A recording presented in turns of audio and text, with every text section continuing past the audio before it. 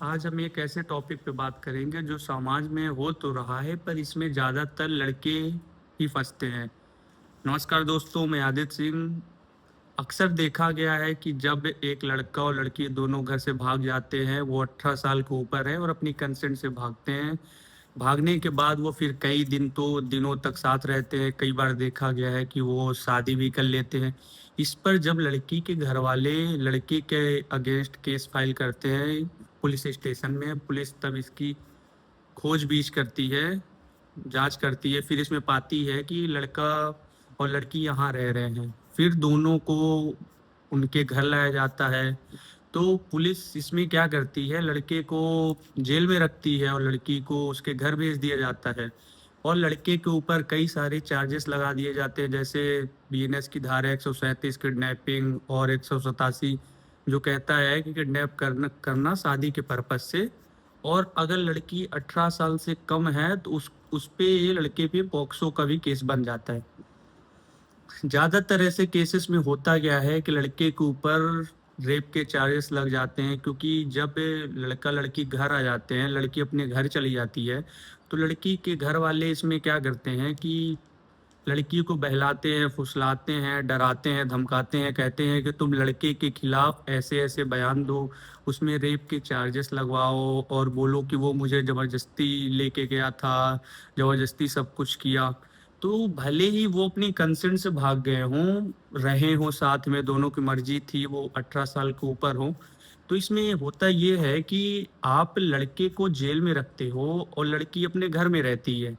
तो फिर यहाँ इक्वालिटी क्यों नहीं दिखती? आप तो कहते हो कि लड़का और लड़की दोनों एक बराबर है। मैं मानता हूँ कि लड़कियों के साथ हमेशा ही बहुत ही पुराने टाइम से गलत व्यवहार होता चला आ जा रहा है, उनको हमेशा दबाया जाता है। पर ऐसे केसेस में, कई केसेस में लड़के तो इनोसेंट होते हैं, उनके लिए कोई क्यों नहीं सोचता? उनके लिए कौन सा ऐसा एक्ट है जिसमें वो बताए कि हम इनोसेंट हैं, हम दोनों अपनी कंसेंट से भागे थे? या पकड़ते दोनों को साथ में हैं, तो फिर एक के साथ अलग व्यवहार, एक के साथ दूसरा व्यवहार, ऐसा आप क्यों करते हो? आप दोनों की मर्जी से भागे थे तो दोनों को इक्वली ट्रीट करो। लड़की के बारे में कोई क्यों नहीं सोचता? अगर लड़का ऐसे केसेस में फंस जाता है तो उसकी लाइफ तो खराब हो गई है। उसके बारे में ना तो कोई एक्ट कुछ कहता है, ना तो कोई कुछ कहता है कि नहीं। अब अगर क्रिमिनेट करते हो तो दोनों को एक जैसा भेदभाव क्यों करना, एक जैसे रखो ना। मेरा सिर्फ सवाल इतना है कि अगर लड़का लड़की दोनों अपनी मर्जी से भागते हैं तो दोनों को आप एक जैसा ट्रीट करिए ना। एक के साथ दूसरा व्यवहार करते हो, एक जेल में रह रहा है और लड़की अपने घर में रह रही है। लड़के के ऊपर कई सारे चार्जेस लग जाते हैं, उसके ऊपर बहुत टाइम तक ट्रायल चलता है। उसके ऊपर अगर पॉक्सो से रिलेटेड केस चार्जेस लग जाते हैं तो उसको जल्दी बेल नहीं मिलती।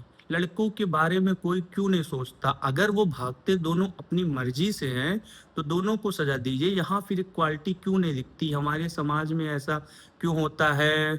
पितरात्मक सोच है कि हमेशा एक लड़का ही गलत हो सकता है, लड़की भी तो गलत हो सकती है, कई बार लड़के को भी तो उकसाया जा सकता है।